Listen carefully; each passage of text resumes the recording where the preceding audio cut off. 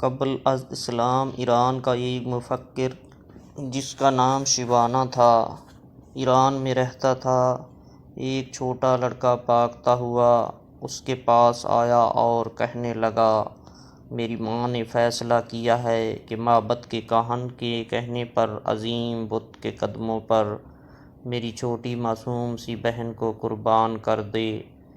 آپ مہربانی کر کے اس کی جان بچا دیں۔ شبانہ لڑکے کے ساتھ فوراً معبد میں پہنچا اور کیا دیکھتا ہے کہ عورت نے بچی کے ہاتھ پاؤں رسیوں سے جکڑ لیے ہیں اور چھری ہاتھ میں پکڑے آنکھ بند کیے کچھ پڑھ رہی تھی۔ بہت سے لوگ اس عورت کے گرد جمع تھے اور بت خانے کا کاہن بڑے فخر سے بت کے قریب ایک بڑے پتھر پہ بیٹھا یہ سب دیکھ رہا تھا۔ شبانہ جب عورت کے قریب پہنچا تو دیکھا کہ اسے اپنی بیٹی سے بے پناہ محبت ہے اور وہ بار بار اس کو گلے لگا کر والہانہ چوم رہی ہے، مگر اس کے باوجود معبد کدے کے بت کی خوشنودی کے لیے اس کی قربانی بھی دینا چاہتی ہے۔ شبانہ نے اس سے پوچھا کہ وہ کیوں اپنی بیٹی کو قربان کرنا چاہ رہی ہے۔ عورت نے جواب دیا، کاہن نے مجھے ہدایت کی ہے کہ میں معبد کے بت کی خوشنودی کے لیے اپنی عزیز ترین ہستی کو قربان کر دوں تاکہ میری زندگی کی مشکلات ہمیشہ کے لیے ختم ہو جائیں۔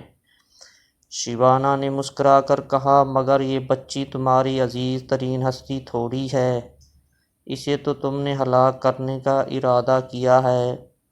تمہاری جو ہستی سب سے زیادہ عزیز ہے وہ تو پتھر پہ بیٹھا یہ کاہن ہے کہ جس کے کہنے پہ تم ایک پھول سی معصوم بچی کی جان لینے پہ تل گئی ہو۔ یہ بت احمق نہیں ہے، وہ تمہاری عزیز ترین ہستی کی قربانی چاہتا ہے۔ تم نے اگر کاہن کے بجائے غلطی سے اپنی بیٹی قربان کر دی تو یہ نہ ہو کہ بت تم سے مزید خفا ہو جائے اور تمہاری زندگی کو جہنم بنا دے۔ عورت نے تھوڑی دیر سوچنے کے بعد بچی کے ہاتھ پاؤں کھول دیے اور چھری ہاتھ میں لے کر کاہن کی طرف دوڑی، مگر وہ پہلے ہی وہاں سے جا چکا تھا۔ کہتے ہیں کہ اس دن کے بعد سے وہ کاہن اس علاقے میں پھر کبھی نظر نہ آیا۔ دنیا میں صرف آگاہی کو فضیلت حاصل ہے اور واحد گناہ جہالت ہے۔